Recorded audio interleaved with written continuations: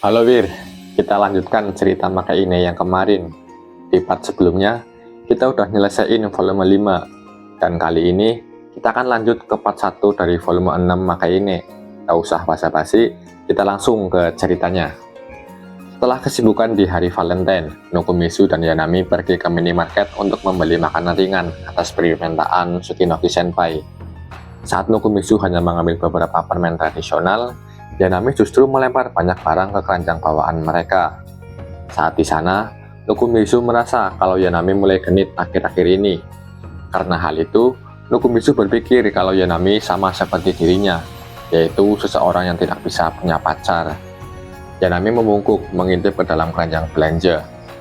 Kita punya semua jenis keripik dan coklat, ditambah jus dan teh, apa ada yang kurang? Nokomizu juga melihat ke dalam keranjang. Apa kita butuh makeup sebanyak ini? Dia hanya meminta kita untuk membeli makanan ringan dan jus. Yanami mulai beralasan tidak jelas untuk meyakinkan Nokomizu. Namun, Nokomizu berhasil menjinakkan Yanami. Ketika Nokomizu sedang mengantri di kasir, Yanami kembali dan meletakkan mie gelas di rak dan menyenggol Nokomizu pelan dengan sikutnya. "Hai, menurutmu, kenapa Tsukinaki Senpai menyuruh kita berbelanja?" Mungkin ada hal baik yang terjadi. Nah, sedikit info ya, Tsukinaki Senpai sudah gagal masuk ke 5 universitas. Dia hanya memiliki 1 kesempatan lagi. Setidaknya, mari kita bersikap baik padanya hari ini, ucap Nokomizu yang kemudian meninggalkan minimarket. Di SMA Suwabuki, Nokomizu dan Yanami berjalan melewati koridor dan menuju ruang klub sastra sambil membawa tas belanja. Sampainya di ruang klub, mereka menarik napas dalam-dalam sebelum membuka pintu. Rupanya, di dalam klub hanya ada Komari yang sedang mempersiapkan pesta. Di sisi lain, Tsukinaki Senpai belum sampai di klub. Beberapa saat kemudian, langkah kaki terdengar dari arah lorong.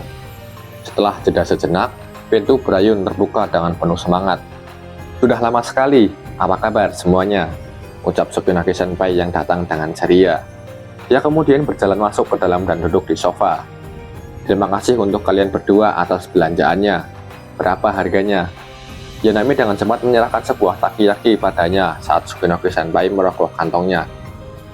Mengikuti petunjuk Yanami, Nokomizu meletakkan segelas cola di depan Senpai.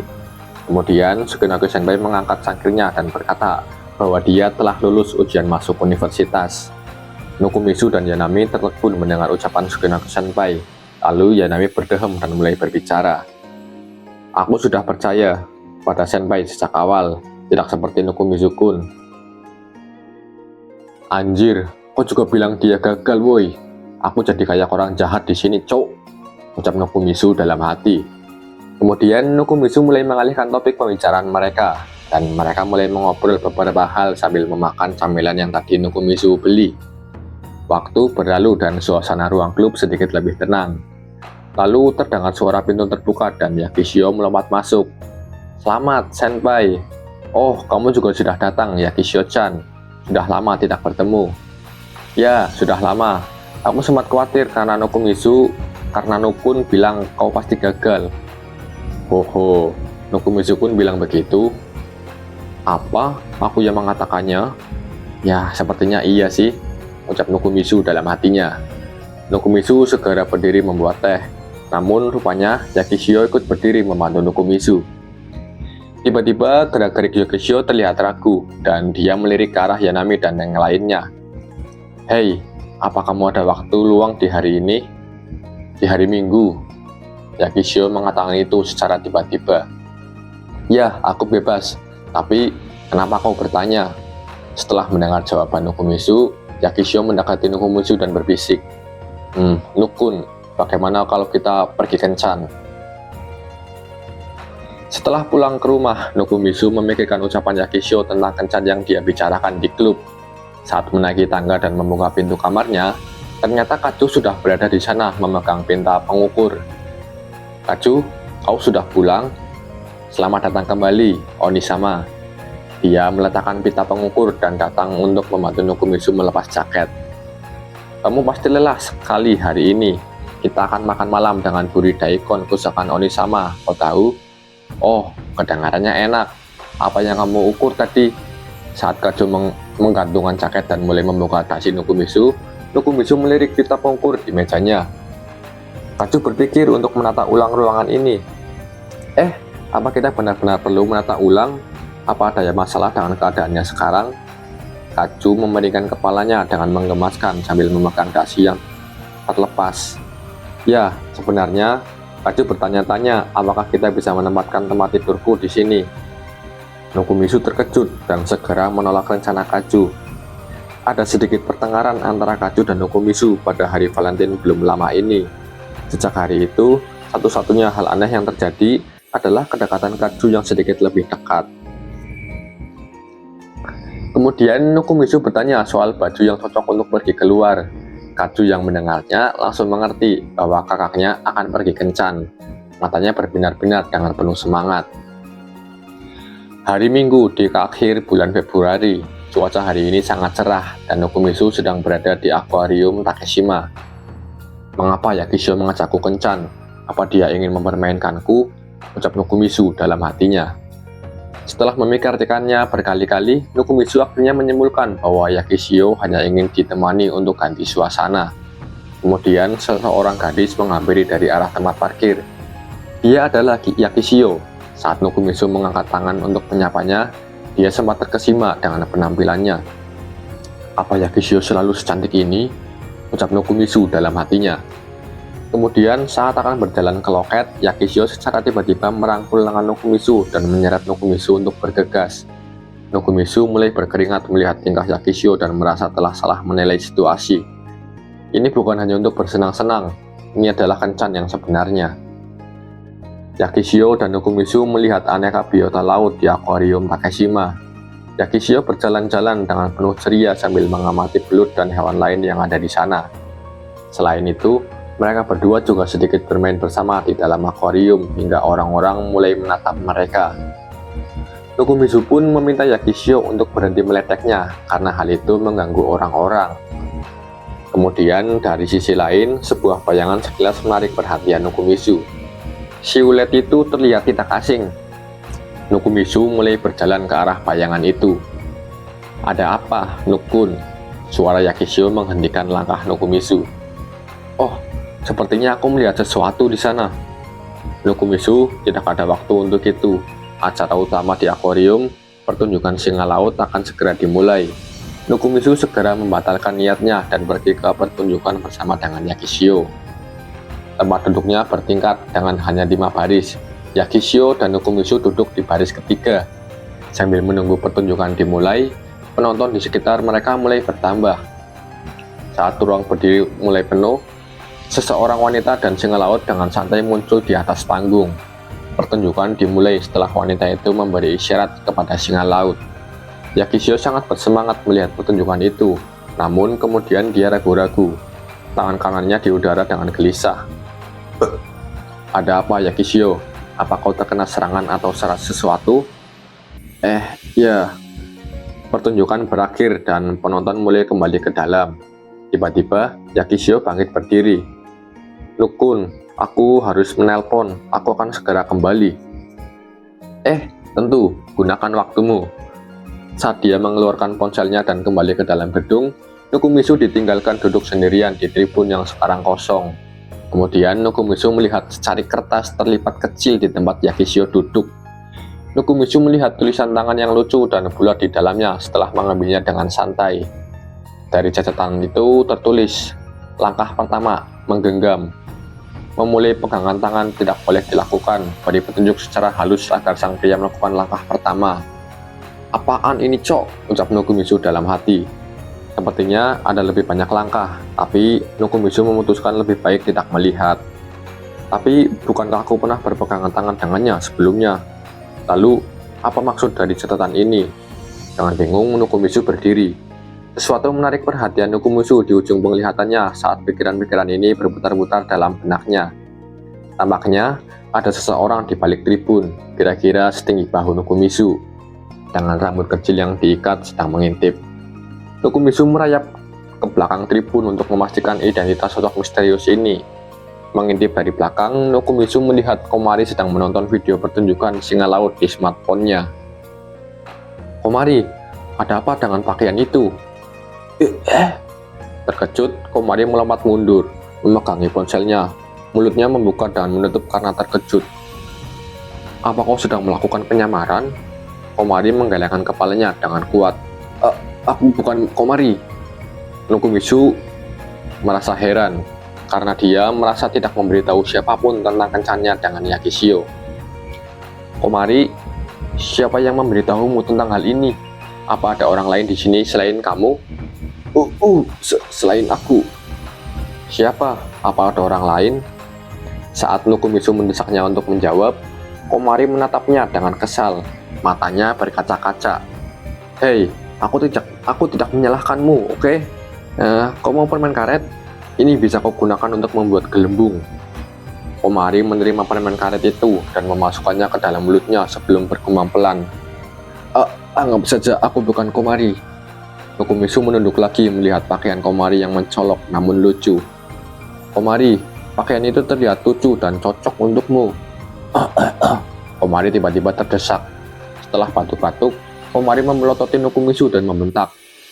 Mati sana! Ya kemudian berlari pergi. Nokumitsu tidak begitu mengerti, tapi dia tampak baik-baik saja. Kenapa Komari ada di sini? Apa dia benar-benar mengikuti kami? Pikir Nokumitsu dengan penasaran. Kemudian Yakishio datang menggantikan Komari yang pergi.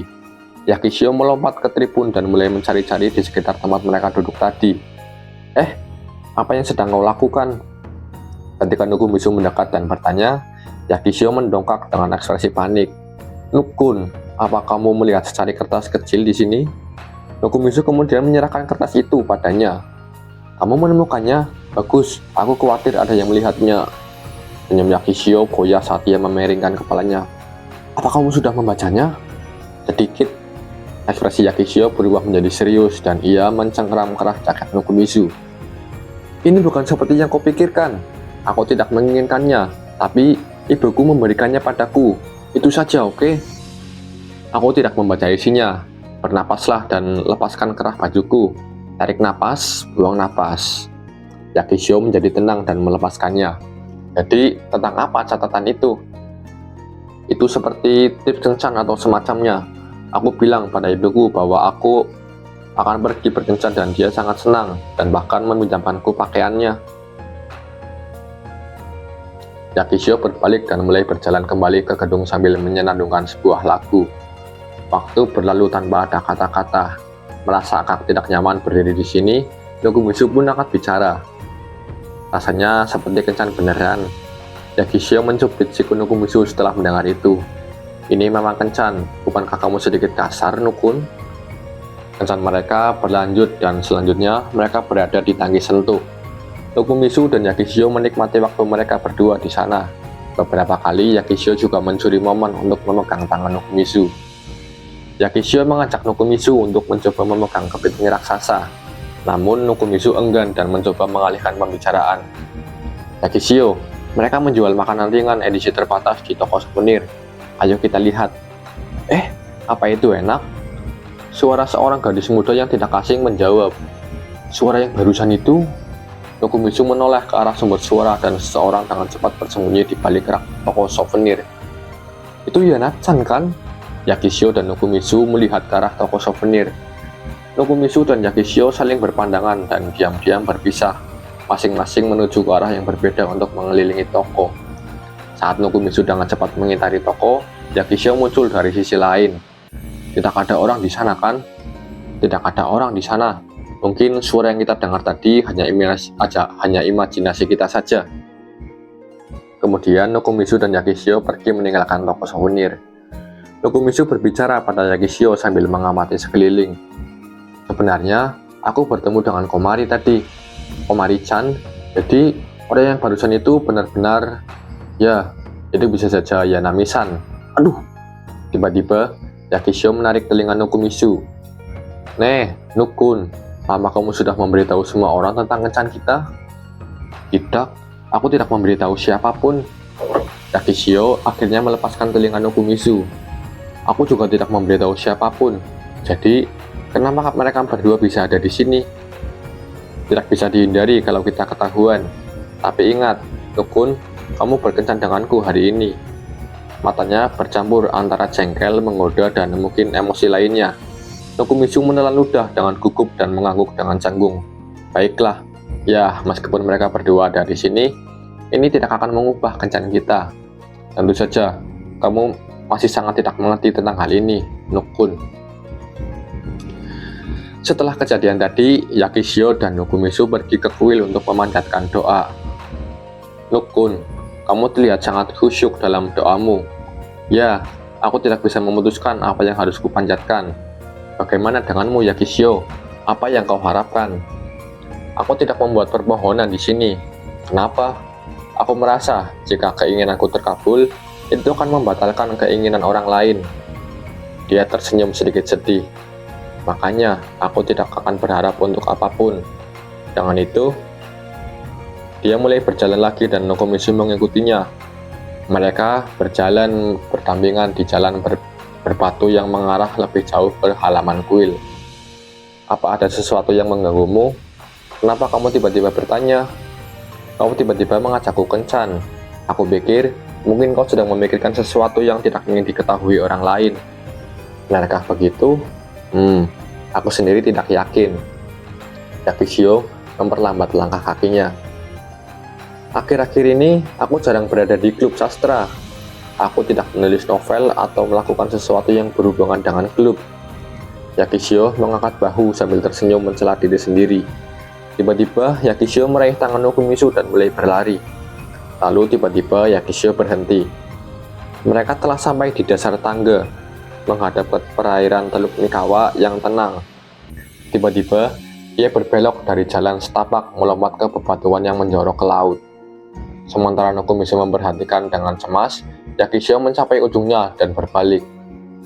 Lihat, pemandangannya luar biasa. Ayo, Nukun. Tidak, itu berbahaya. Nokumitsu mulai menyeberangi bebatuan dengan enggan. Yakishio bergoyang-goyang dengan berbahaya sambil bermain-main menyeimbangkan diri dengan satu kaki. Dengan panik, Nokumitsu bergegas menghampiri dan melompat ke atas batu yang dia pijak dan terpleset. Nukun, hati-hati! Dia meraih tangan Nokumitsu saat Nokumitsu hampir jatuh, menariknya dengan kekuatan yang mengejutkan. Apa kamu tidak apa-apa? Kamu tidak terluka kan? Ya, aku baik-baik saja. Tapi tadi nyari saja. Tunggu, apa kamu pura-pura kehilangan keseimbangan tadi? Yakishio yang masih memegang tangan Nokumitsu mengangguk dengan canggung, terlihat sedikit malu. Maaf. Nokumitsu tidak bisa tidak kesal setelah melihat Yakishio terlihat begitu minta maaf. Tiba-tiba, memo yang Nokumitsu temukan di akuarium muncul di benaknya. Namun, tiba-tiba Yakishio mulai menautkan jemari rampingnya dengan jemari Nokumitsu dan berkata pelan. Ini adalah langkah kedua. Membeku oleh sensasi baru dari jemari mereka yang saling bertautan, Nokumitsu mendengarkan saat Yakishio mulai berbicara dengan lembut.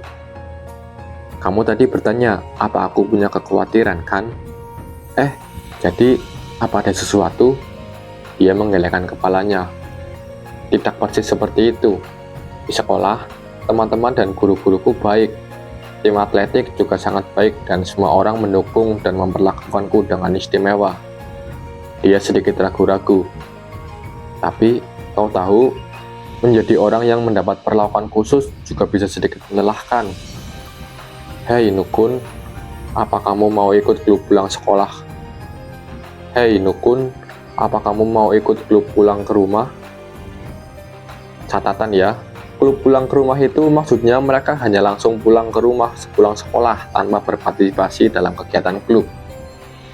Tapi kita sudah berada di klub, jadi bergabung dengan itu bukanlah sebuah pilihan kan? Yakishio menggelengkan kepalanya dengan tegas. Aku berpikir untuk keluar dari klub atletik dan sastra. Mari kita mulai klub kita sendiri, hanya kita berdua. Setelah beberapa saat terdiam, Yakishio melepaskan tangan Nokumitsu dan mulai berjalan kembali melintasi bebatuan menuju jalan setapak.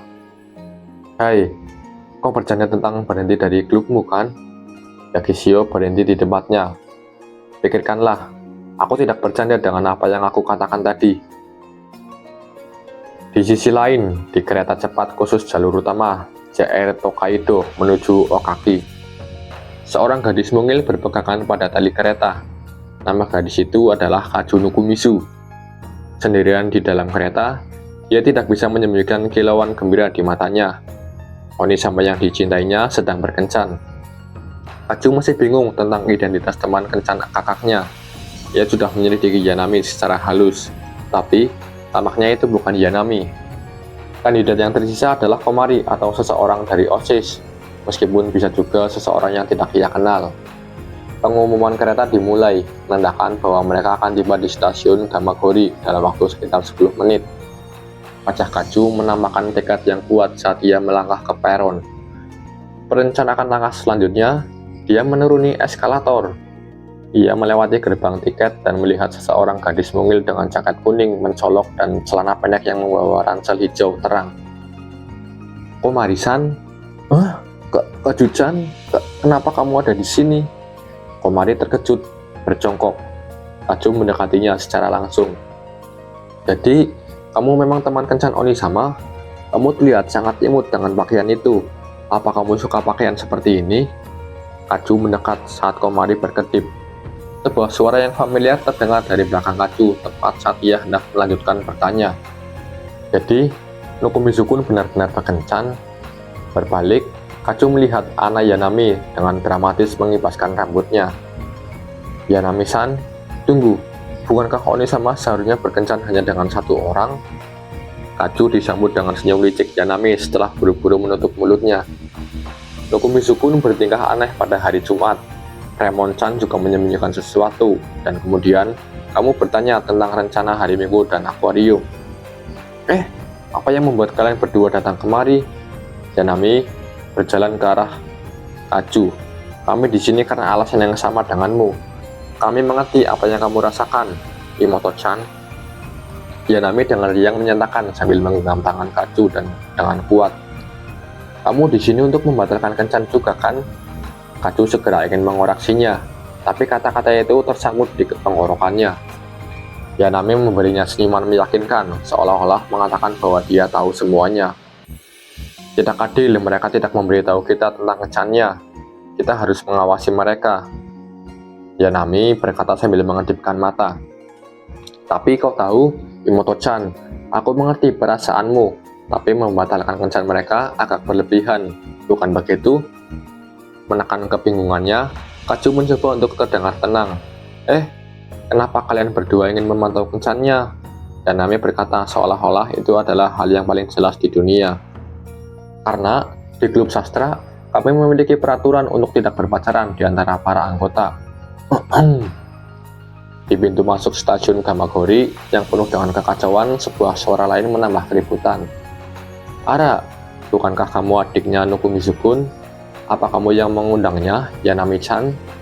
Orang keempat yang bergabung adalah Koto Tsukinoki, mantan wakil ketua klub sastra. Kami baru saja bertemu satu sama lain di sini. Sepertinya, Imoto-chan juga datang untuk memantau Nukumizu-kun. Jadi, kencan itu nyata kalau begitu. Pria itu memang cukup hebat ya. Meskipun rencana sedikit berubah, itu tidak masalah. Akan sangat bodoh untuk memutusi seseorang dengan kelompok yang besar dan berisik. Tapi, kali ini berbeda.